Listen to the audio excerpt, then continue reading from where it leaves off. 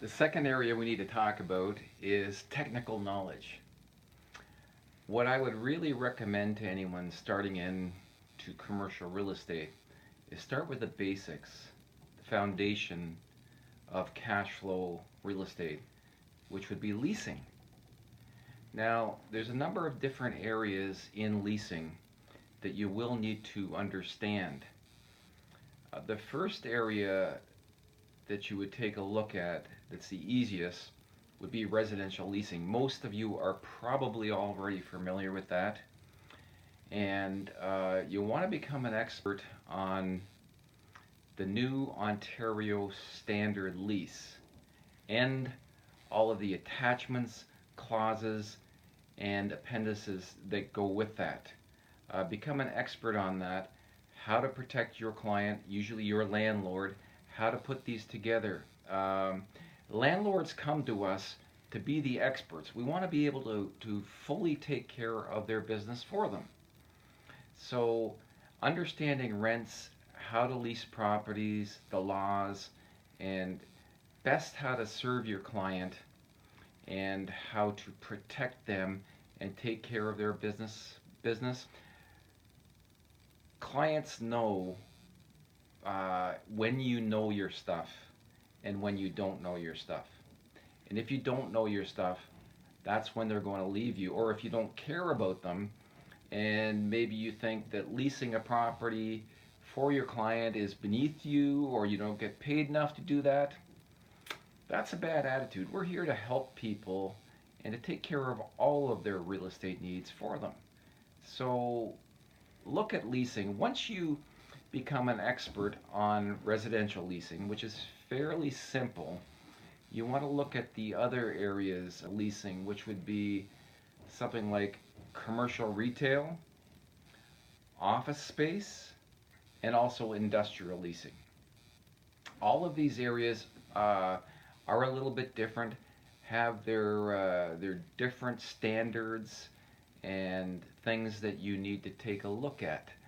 What you want to be able to do is in your marketplace, downtown in your area, do you know what the square footage rent, net rent, or gross rent for something like retail spaces? You should be able to pop that up on your iPad and know exactly what those rents are, for retail, for office, and for industrial space. Because when you understand rents, the net rents especially, your net rent is what you're going to base a valuation of a property on. So if you've got a building and the net rents are way out of whack, if they're really too high, and maybe we've got a lease that's coming due in the next few years, okay, so you base your valuation of the property on $100,000 net income, but you realize that that tenant is probably overpaying market rent by 20%. So all of a sudden, instead of $100,000 a year net operating income, you're down to $80,000.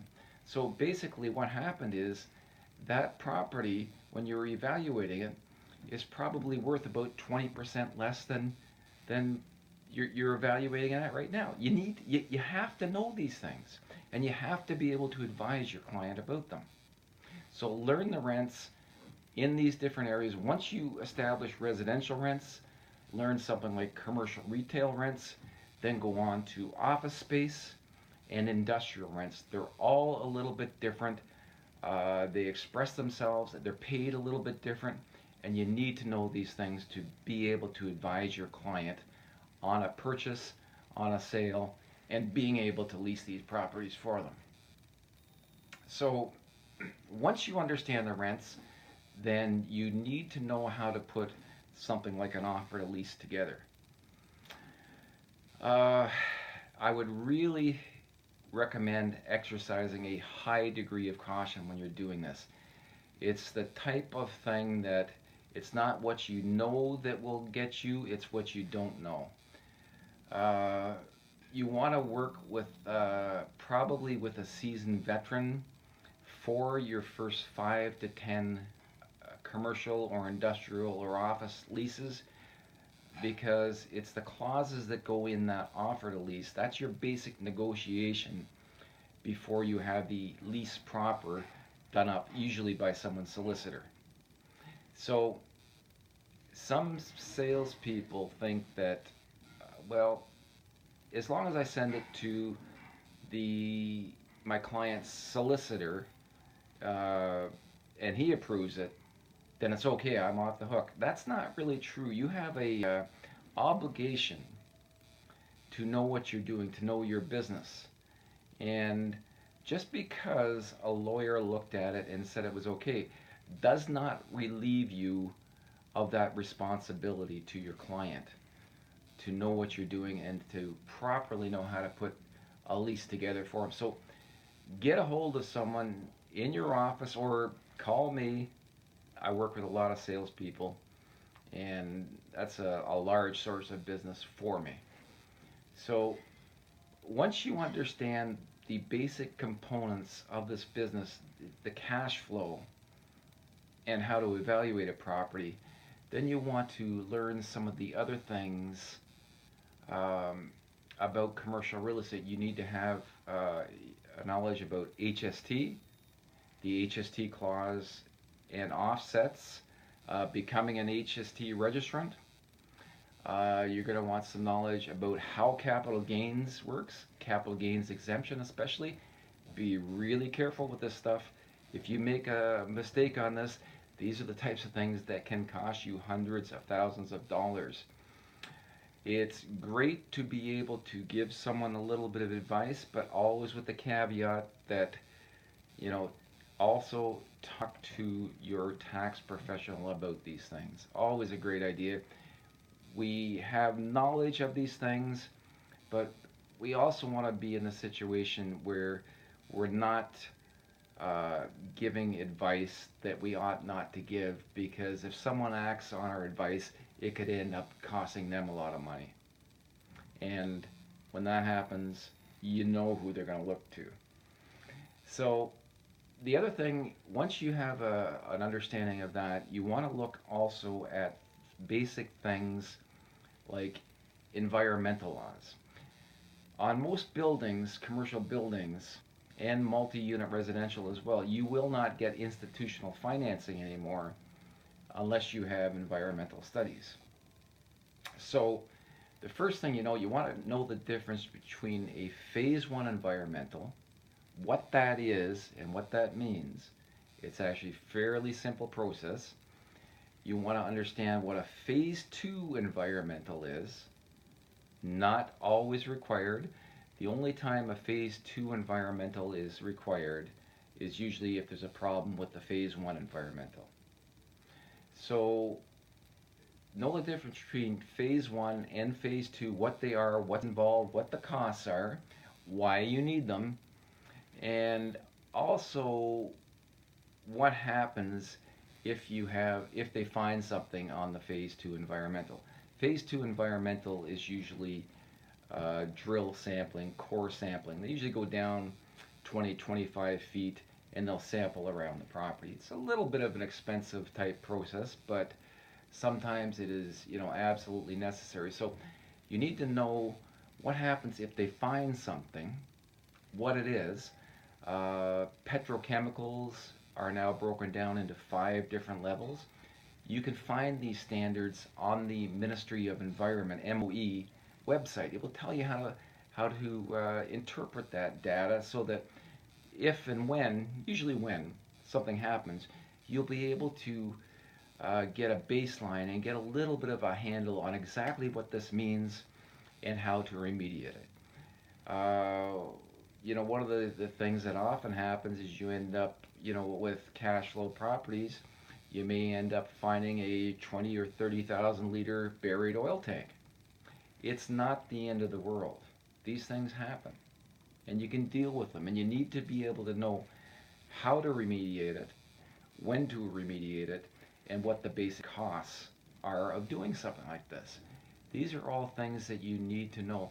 You're going to need a basic understanding of financing, institutional and private financing, what the rates are, when you might need private financing, and also an understanding of how to write a seller take back mortgage.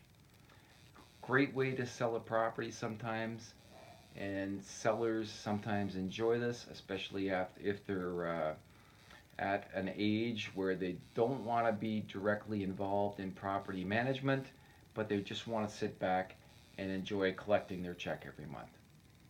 That's a great way to go. So, what I would really recommend is take every course, every course that you can, every how-to course in real estate, courses that are offered by your board, by the Ontario Real Estate Association, and by CCIM. If you're not involved with, or if you don't know what CCIM is, Google that. I would just warn you, those courses are not typical real estate courses. They are really tough. They'll cost you about $1,200 US for a week. And I think the pass rate on these is probably in the 50-60% range. They are tough, but they're good. You can also learn how to use some of the software in doing cash flow predictions, and future net worth, all those types of things that are good to be able to advise your client about. I've also would recommend these books. This is How to Fast Track Your Expertise in Commercial Real Estate. What this book is, I have this, both the book and I also have it on DVD. These are a couple of gentlemen that specialize, and we're talking about leasing. They will talk to you about all of the different areas of leasing and some of the facets about how to start to understand that business.